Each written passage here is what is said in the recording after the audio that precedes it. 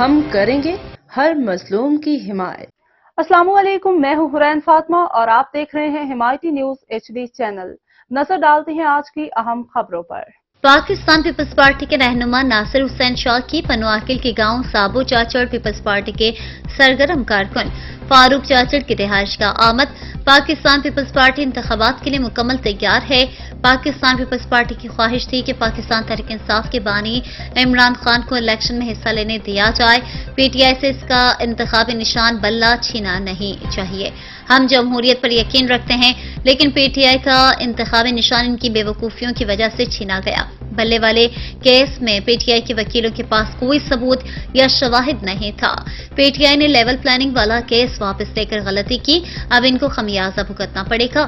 اگر level planning field والا case واپس نہ لیا جاتا تو پھر ان کو کوئی ایک نشان مل سکتا تھا۔ عمران خان کا مستقبل تاریک نظر آ رہا ہے۔ ہم چیف جسٹس کو سلام پیش کرتے ہیں کہ انہوں نے نظریہ ضرورت کو ختم کیا۔